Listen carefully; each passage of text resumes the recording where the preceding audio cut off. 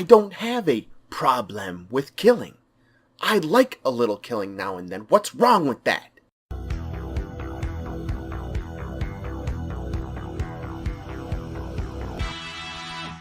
I am Chucky, the killer dog, and I dig it!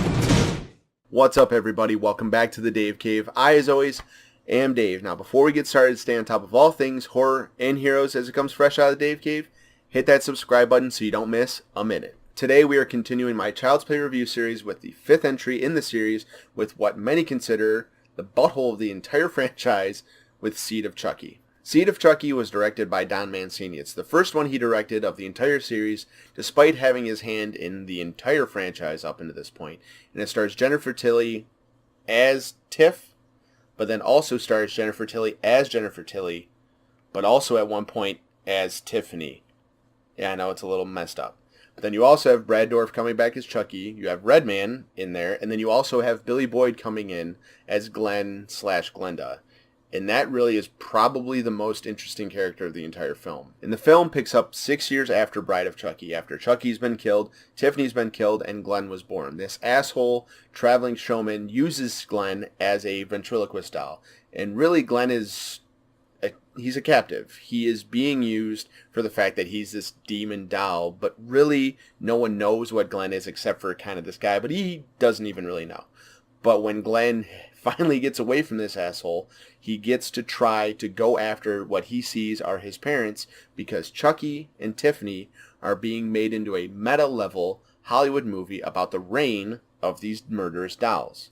And then Glenn gets away from this guy and travels to Hollywood to try to find them, only to find that they are these dolls. But then when he brings their souls back into these dolls, which is very convoluted and doesn't make a lot of sense to me, we're going to talk about that in a second. But after he brings his parents back, it is not the reunion that that little man's looking for, or little girl's looking for, or that doll's looking for. It really sucks for him really bad. When I was coming up to watch this film for this entire review series, I had mentioned to some people on a group on Facebook I follow. I'll put a link in the description below. It's called Killer Flicks. Go check it out. It fucking rules. But someone on that group named Brett Sheffield said, good luck finding anything positive in this film. I was able to find a few things, the first of which is the intro. Now, it is weak CGI, and it has kind of weak flashes of Chucky, but it tries a hell of a lot harder than Bride of Chucky did. And then after you get through that kind of semen-y, gross-ass weak intro, the CG on that is atrocious. But once you get past that and you get the POV shot of Glenn murdering this family, and then you find out that it's this dream sequence, I actually really enjoyed that sequence. Because it's the first time that you really see these dolls moving in the space and doing the whole Toy Story and then keep going. You don't get to really see that in action, the point A to point B type of shit that you get through the rest of the franchise where, oh, Chucky was here, but then he's here, but then he's there, but then he's here, and then he's not moving, then he is moving. Either, I'm going to throw you in the fire, so you better say something, and then he goes, ah, and freaks out. We actually get that from a doll's point of view, and I thought that was very clever, and I liked that a lot. As very much the positive points in this movie for me, probably the highest positive points, are the 2 times that we see life from Glenn's eyes.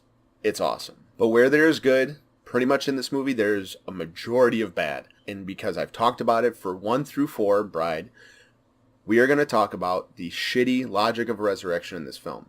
You have Glenn, he had the heart of Damballa with him. I understand that, I get that, it makes some kind of weak sense. But then he gets to these dolls that have nothing to do whatsoever with his parents. They really don't. The dolls have been destroyed for all intents and purposes, as far as we know. We know that these are just some animatronic dolls that were made for Hollywood for this meta-level movie. So Glenn gets there, says a very small part of the chant, where in other entries, and even later in the movie, the chant is said for a much longer span of time. Much more shit needs to be said for the actual ritual to take place. But all he says is a few words, and then all of a sudden the veins go in the eyes and they're awake. It makes zero sense. One of the best parts about Child's Play 2 is that it was the same exact doll that was used in the first one. It got a little bit weak from 3 to Bride, with, you kind of get that, okay, maybe Tiffany kind of pulled everything together in terms of the face, maybe part of the body. But in this one, the bodies are not what's used in the movie. It's just a completely new animatronic doll. It doesn't make sense. And am I overthinking a comedy horror piece of shit Child's Play movie? Absolutely yes. But it's them not giving a shit on this kind of level that made the entire series a joke. Because they did give a shit so much. In 1 to 2, 2 to 3, 3 kind of into Bride. But from Bride to this one, they don't give a shit anymore. So how do they expect anybody else to? Nobody did at this point. Really nobody did. Because holy shit, you're going to have these two dolls have sex and then actually have a baby and then go and try to artificially inseminate Jennifer Tilly so that Tiff, who is voiced by Jennifer Tilly, could be in Jennifer Tilly. Holy shit, people. And speaking real quick of the gross lack of logic of resurrection, someone explain this to me. Hit the comments below if you have an explanation for me. Here we go. In both Bride of Chucky and Seed of Chucky, they established that they need the heart of Damballa to transfer their souls from the dolls into the people. Okay?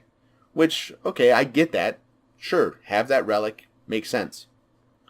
What was Chucky's plan in 1 through 3 then, if he needed that amulet? Now, I'm not saying that the problem is with 1 through 3. I'm saying the problem is with 4 and 5, Bride and Seed. It doesn't make sense. You're shitting on the mythology. And again, am I overthinking it? Yes. But they cared in 1 through 3. They started to shit on it. And that's why Chucky became a joke. That pisses me off because I love the guy. Oh, and you know what I don't need from a slasher film? Social commentary on the fact that killing is bad. We know killing is bad.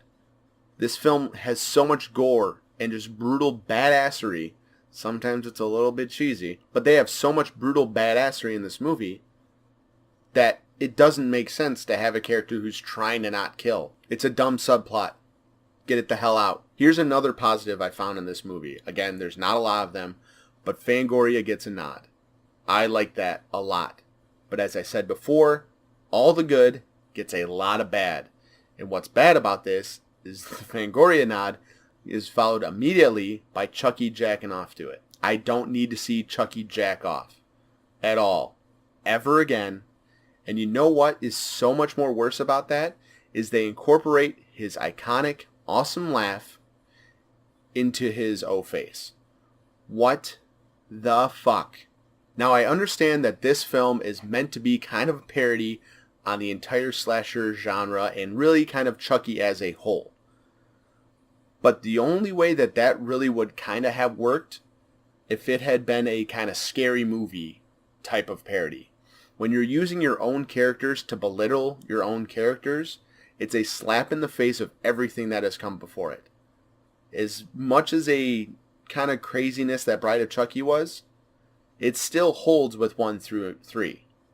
But by the time you get to Seed, it's just a 1 through 4 across the face. Like, what the hell?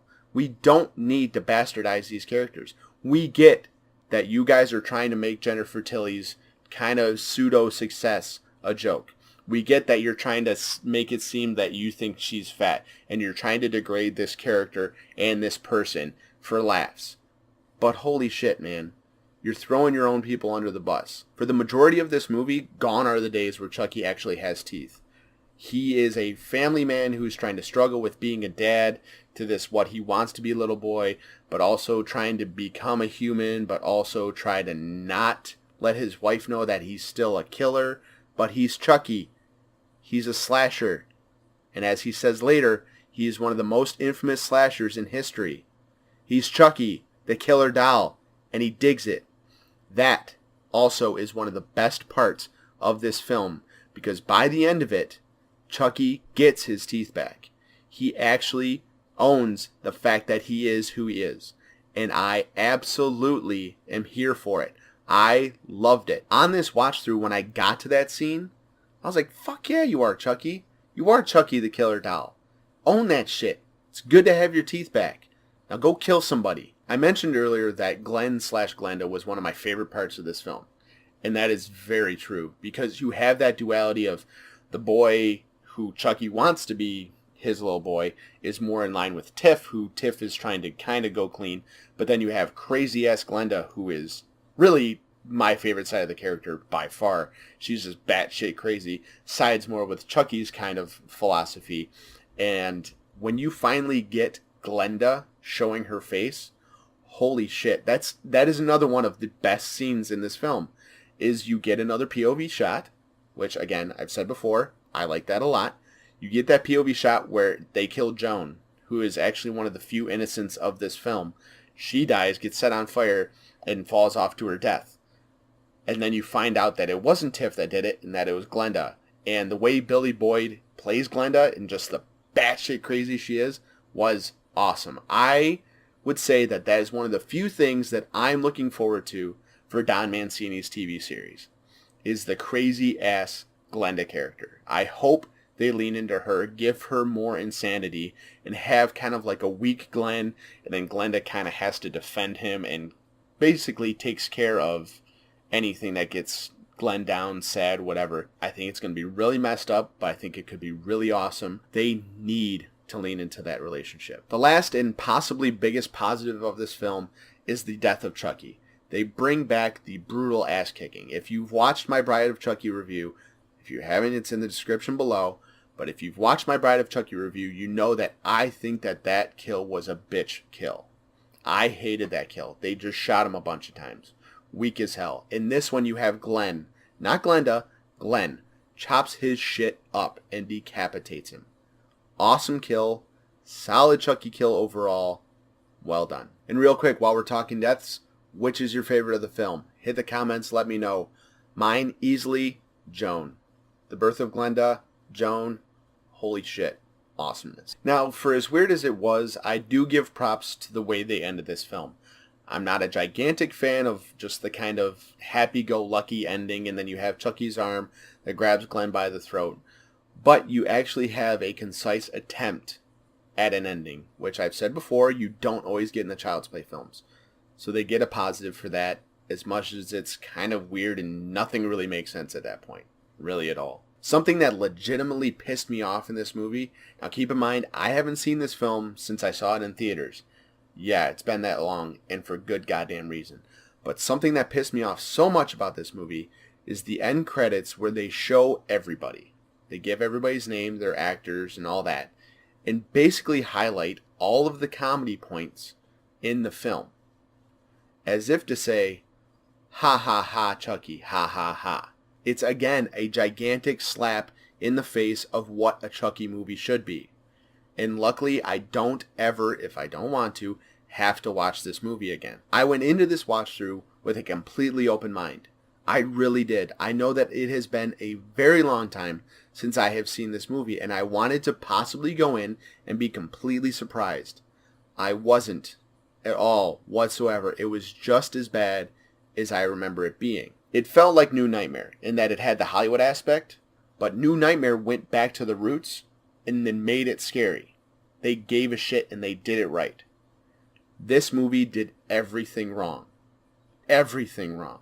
It has a very similar plot to Bride of Chucky, except you had a shit ton more pop culture references, shit ton more comedy, some social commentary, some gender confusion, a third doll. That is the combo that gets you Seed of Chucky. I completely understand what they were trying to do with this film. I really do. They were trying to lean into the comedy and have all kinds of just weird off-the-wall shit. I get that. But that's not what I watch Child's Play movies for.